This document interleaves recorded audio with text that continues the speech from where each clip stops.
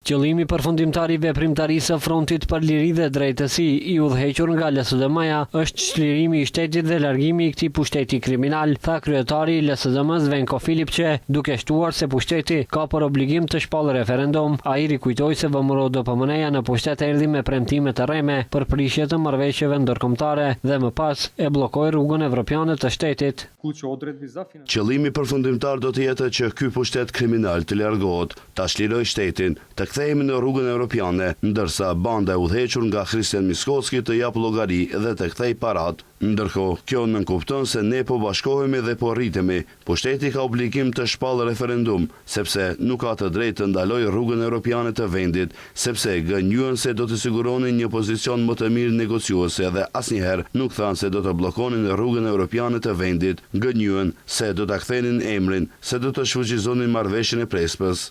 Duke ju përgjigjur kërkesave të LSDM-s për referendum nga VMRO-DPMN-ja, kanë thënë se kreu i LSDM-s Venko Filipçe do të duhet t'i tregojë Radevit se pa garanci nga Bullgaria dhe Bashkimi Evropian s'do të ketë ndryshime kushtetuese. Sipas partisë më të madhe në pushtet VMRO-DPMN, kreu aktual i LSDM-s Venko Filipçe po e ndjek modelin e Zaevit dhe po mban bagazhin e tij politik për të mbrojtur karrigen në Bihaçka.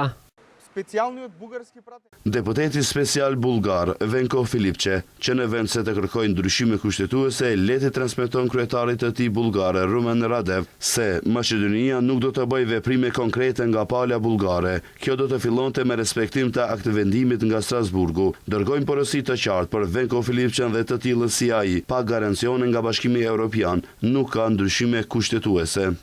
Kjo nuk është hera e parë që partitë më të mëdha në bllokun Maqedonas përplasën për integrimin e vendit në Bashkimin Evropian dhe lëshojnë akuza të ndërsjellta për tradhti kombëtare dhe mashtrime.